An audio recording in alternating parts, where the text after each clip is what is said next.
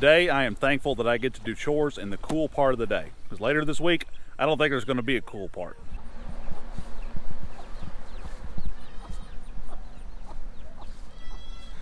Let's check in on the turkeys.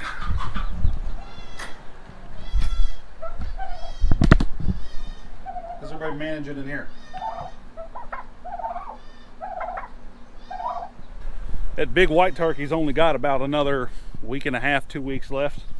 The other ones aren't going to be far behind it, but he is a tom. The other two are hens. Well, the hens aren't quite as large, but boy, that white turkey is big.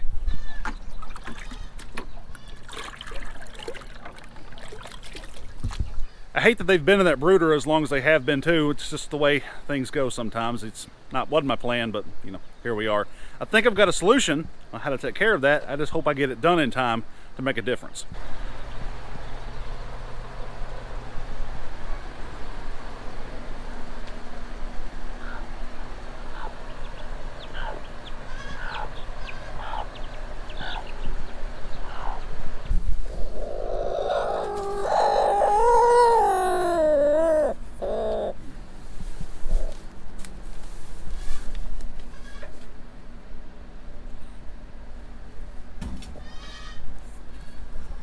So that makes 5 eggs today lost to broody hens, which is obviously not how you draw it up. I don't know. It's probably ought to try to break them. If they just learned that if they didn't sit in the nest, they could go broody anytime they wanted, which is what I've got one underneath the brooder doing right now.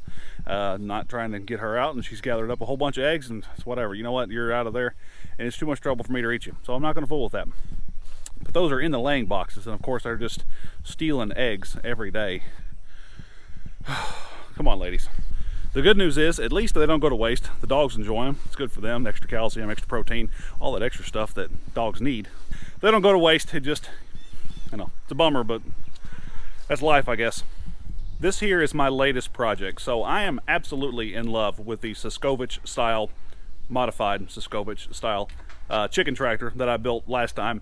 It's a little heavy, but we need another one, and so this time I am challenging myself to build something that's a little lighter, trying to build a little bit lighter, still hopefully just as sturdy or close to it, and with minimal material. So we're trying to build this. Basically everything is either free or stuff we had lying around here already. The only thing so far that I've had to buy are wheels and some hardware and the rope, so you can pick this thing up and drag it along. But otherwise, everything else is either left over from another project, so we had already bought it before. I had like 3 8-foot 2x4s that I'm using, or just other stuff that is either out of the barn or, you know, I don't know, just it's random, random little bits of stuff. It's coming along nicely, but I've outgrown. I tried to build it, and it's worked out nicely to do it this way. To build it in the shop, but now I'm out of room and I can't, you know, move around to work on it anymore. So we're going to move this thing out into a spot that is shady most of the time in the afternoons when I have a chance to work on it, and we're gonna get this thing done. Everything takes longer than what I would like, and that's okay. I try to give myself grace. I'm learning to you know, give myself grace on things when they don't go exactly like I wish they would. It's all right. We're just getting, you know, we're getting by and spending time with the family. That's the most important thing anyway. The chickens will be all right.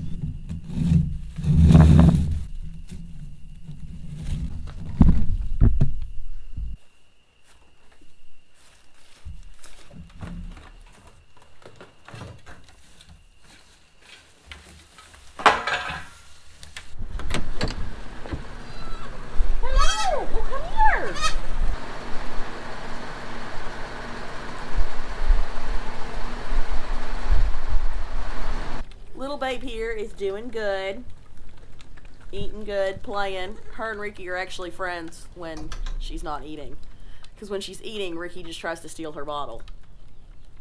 So I usually have to bring reinforcements down here to hold Ricky. But she's doing good. She's hoppy and friendly, and the kids love her. And these ears, I mean, how can you not love these ears? Just look at them.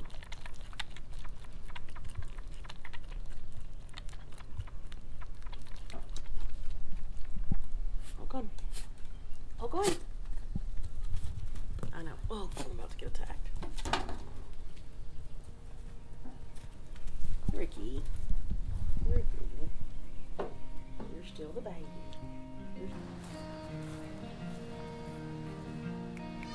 Randy, you're looking healthy.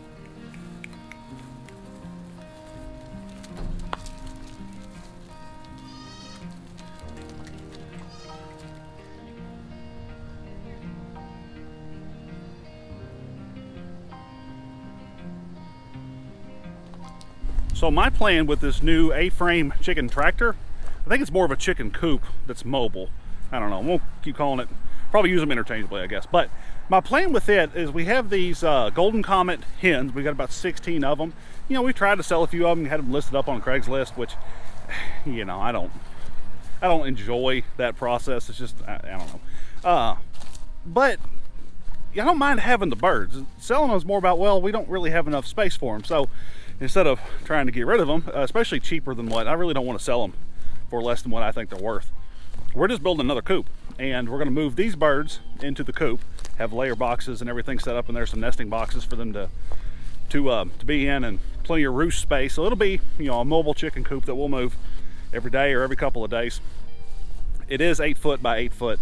This other one that we built is 6 foot by 8 foot, so it's a little bigger. You know, we'll house a few more chickens on a more daily basis. I also want it to be more winter proof, so birds can stay in it year long.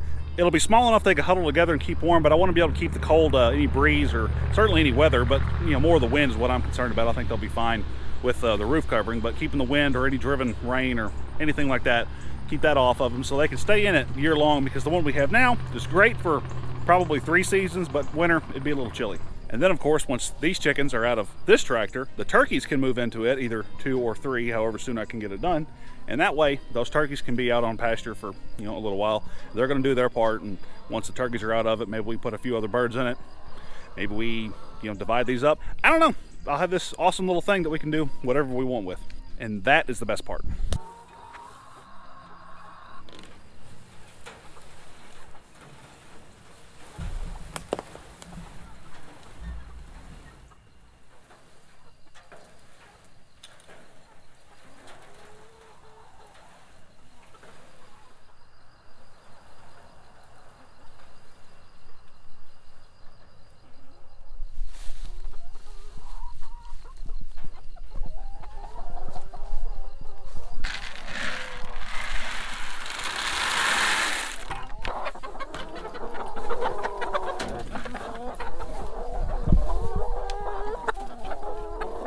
Go back in.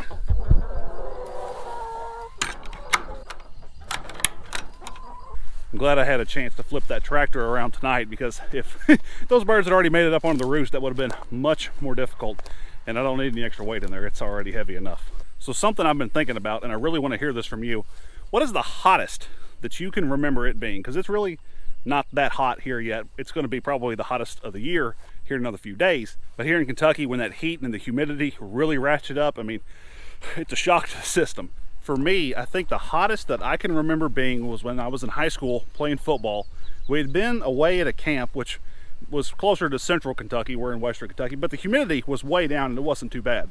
Well, we come back and start real practice there at the high school, and it was so humid. I just remember the sweat pouring off of me. Of course, there's nowhere for it to go. It's just dripping.